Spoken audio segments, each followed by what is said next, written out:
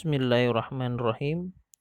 Assalamualaikum warahmatullahi wabarakatuh. Alhamdulillahi rabbil alamin. Wassalatu wassalamu ala asrafil anbiya'i wal mursalin wa ala alihi wa ashabihi ajma'in, amma ba'du. Segala puji hanya milik Allah, Rabb semesta alam, yang mana Allah masih memberikan kita kenikmatan, terutama nikmat iman, nikmat Islam, nikmat sehat walafiat, sehingga kita sebagai seorang muslim masih melaksanakan ibadah kita kepada Allah Subhanahu wa taala.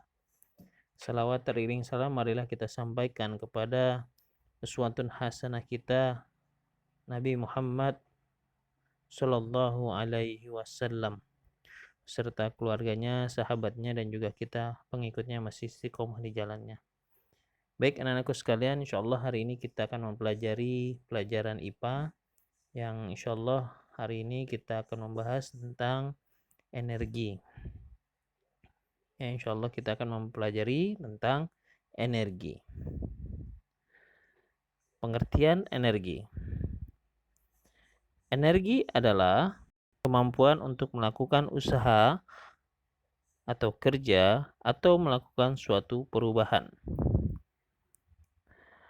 Energi ada beberapa bentuk, yaitu sebagai berikut. Yang pertama, energi potensial, energi kinetik, energi kimia, energi listrik, dan lain-lain. Yang pertama, energi potensial. Energi potensial adalah energi yang dimiliki oleh suatu materi karena lokasi atau tempatnya. Benda yang diletakkan di atas meja memiliki energi potensial gravitasi. Karena energi potensial gravitasi inilah benda dapat bergerak dari meja ke tanah. Berikutnya contoh batu diketapel atau menggunakan atau mendapatkan energi saat karet ketapel diregangkan. Energi potensial itulah yang mendorong batu terlempar dari ketapel. Ada berbagai macam energi potensial. Antara lain energi potensial gravitasi, energi potensial gravitasi bumi, yaitu energi yang dimiliki suatu benda karena terletak di atas permukaan bumi. Maka semakin tinggi letak suatu benda di atas permukaan bumi, makin besar energi potensial gravitasinya. Bentuk energi lain adalah energi kimia. Energi kimia ialah energi yang terkandung dalam suatu zat. Misalnya, makanan memiliki energi kimia, sehingga orang yang makan akan memiliki energi untuk beraktivitas. Contoh, energi kimia lainnya adalah bensin yang mengandung energi kimia, sehingga dapat digunakan untuk menggerakkan mesin. Berikutnya adalah energi listrik. Adalah energi yang dimiliki muatan listrik dan arus listrik. Energi ini paling banyak digunakan karena mudah diubah menjadi energi lainnya. Setiap materi yang berpindah atau bergerak memiliki bentuk energi yang disebut energi kinetik atau energi gerak. Objek bergerak melakukan kerja dengan cara menggerakkan benda lain. Contoh, pemain biliar menggerakkan tongkat biliar untuk mendorong bola. Selanjutnya, bola yang bergerak akan menggerakkan bola-bola lain. Lalu, air yang mengalir melalui suatu bendungan akan menggerakkan turbin. Ketika kamu naik sepeda, kontraksi otot kaki akan mendorong pedal sepeda. Jadi, energi kinetik dapat disimpulkan sebagai berikut. Energi kinetik adalah bentuk energi ketika suatu materi berpindah atau bergerak. Satu lagi, energi kinetik adalah bentuk energi ketika suatu materi berpindah atau bergerak. Untuk lebih mudah memahami perbedaan energi potensial dan energi kinetik, perhatikan ketika anak-anak sedang bermain perosotan. Anak-anak di area bermain ini memiliki lebih banyak energi potensial pada saat berada di puncak perosotan karena pengaruh gravitasi dibandingkan ketika berada pada dasar perosotan. Energi kinetik akan diubah menjadi energi potensial atau energi tersimpan ketika menaiki perosotan itu.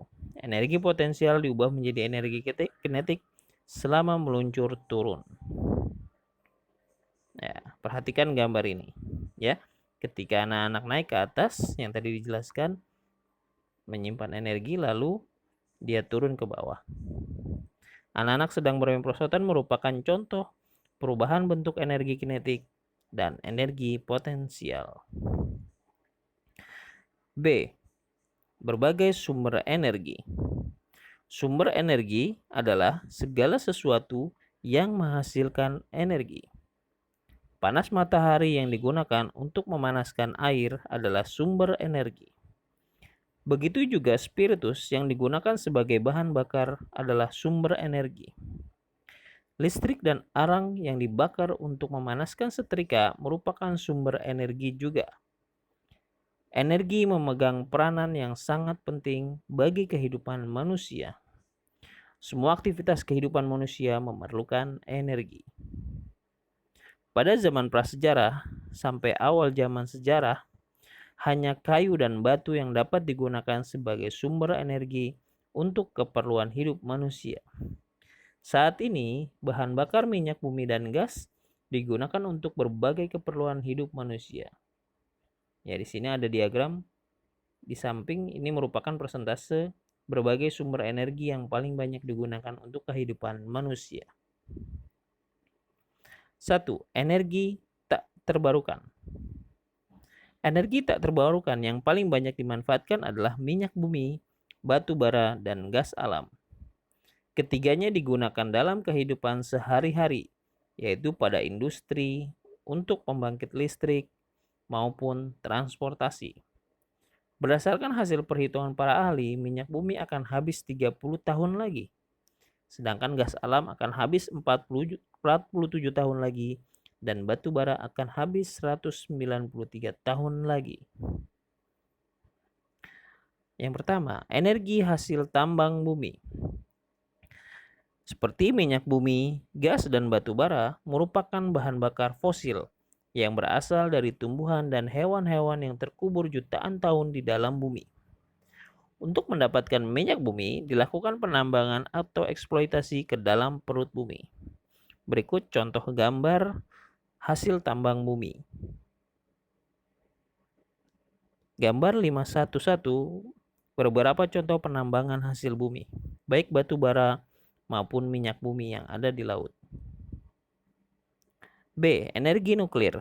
Energi nuklir adalah energi potensial yang terdapat pada partikel di dalam nukleus atom. Partikel nuklir seperti proton dan neutron tidak terpecah di dalam proses reaksi fisi dan fusi. Akan tetapi, kumpulan tersebut memiliki massa yang lebih rendah daripada ketika berada dalam posisi terpisah.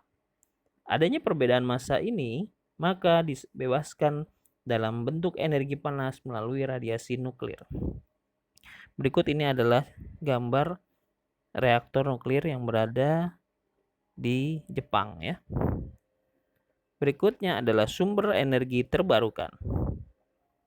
Ancaman bahwa sumber energi suatu saat akan habis menyebabkan banyak ilmuwan berusaha menemukan energi alternatif yang terbarukan atau tidak akan habis dipakai.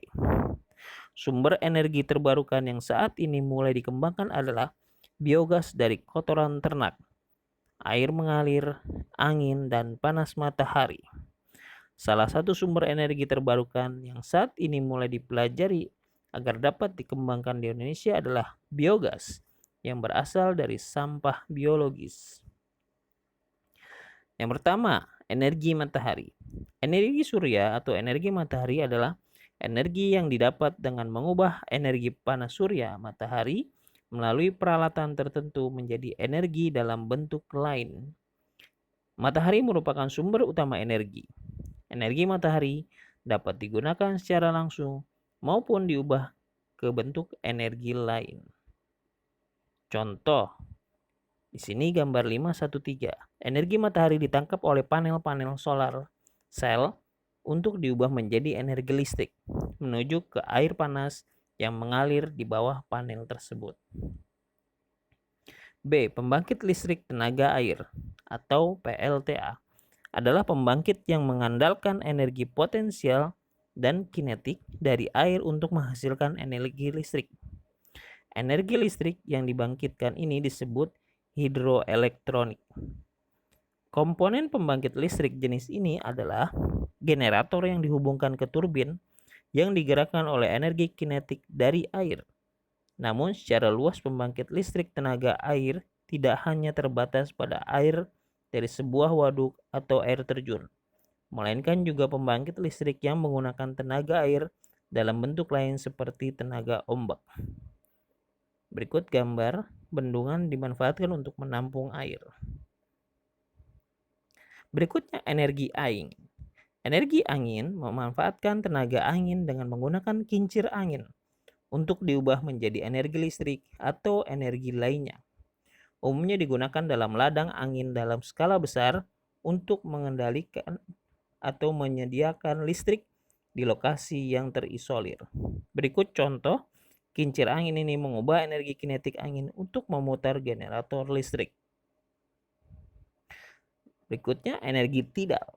Energi tidal merupakan energi yang memanfaatkan pasang surutnya air yang sering disebut sebagai energi pasang surut. Jika dibandingkan dengan energi angin dan energi matahari, energi tidal memiliki sejumlah keunggulan. Keunggulan tersebut antara lain memiliki aliran energi yang lebih pasti atau mudah diprediksi, lebih hemat ruang, dan tidak membutuhkan teknologi konversi yang rumit. Kelemahan energi ini adalah membutuhkan alat konversi yang andal, yang mampu bertahan dengan kondisi lingkungan laut yang keras, karena tingginya tingkat korosi dan kuatnya arus laut. Setelah belajar tentang bentuk-bentuk energi, coba kerjakan latihan soal yang akan diberikan oleh Ustadz nanti. Demikian pembelajaran kita pada hari ini. Kurang lebihnya mohon maaf. Jika kalian kurang paham, bisa langsung menanyakan guru kalian di cabang masing-masing. Kita akhiri pertemuan ini dengan doa kafaratul majelis. Subhanakallahumma wa bihamdika asyhadu an la ilaha illa anta astaghfiruka wa atubu ilaik. Assalamualaikum warahmatullahi wabarakatuh.